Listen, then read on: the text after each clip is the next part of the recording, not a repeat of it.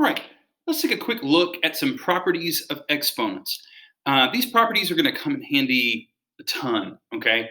We really need to kind of have these different properties memorized because it's going to make solving pretty much everything easier later on.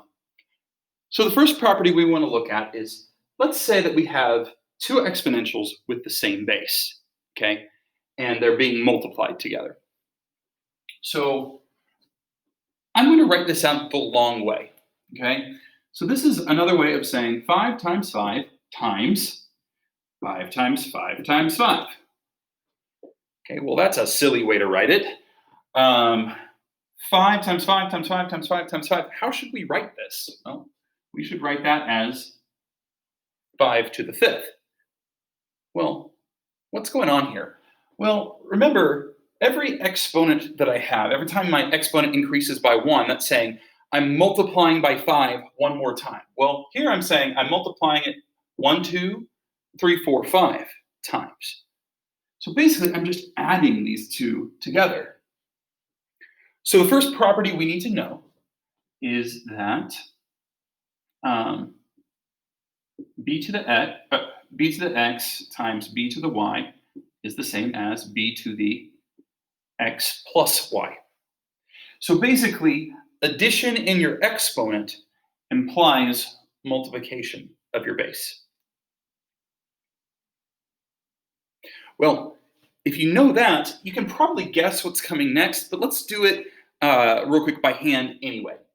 5 to the 7th divided by 5 squared. This is, 5 times 5 times 5 times 5 times 5.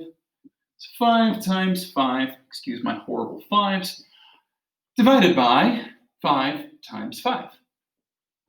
Well, if I've got all this going on and I divide these guys, then I'm left with 5 to the 5th. Well, why am I left with 5 to the 5th?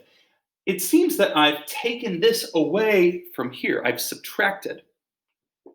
So whenever we have a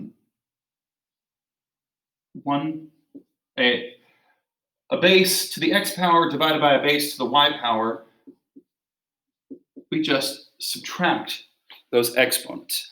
Basically, subtracting exponents is basically saying that we need to divide our base. Okay, so again, adding exponents means we're multiplying our base. Subtracting exponents means we're dividing our base. Okay, let's try another one to make sure it works the other way. 1, 2, 3, 4, 5, 6, 7, 8, 9. Well, these cancel, these cancel, these cancel. We can write in a 1 there as a placeholder. So that's 1 over 5 to the 6th. Well, does that follow our pattern? What's 3 minus 9? 3 minus 9 gives us -6, which is equivalent to what we got. All right, let's look at this. So let's say we have 5 to the 3rd to the 4th. Well, let's see. 5 to the 3rd, 1, 2, 3, 4 times. Now, I'm not going to write this out. I could technically write it out as 5 times 5 times 5, 5 times 5 times 5, and so on. But we already know the property here. If I multiply these, I should be adding the exponents.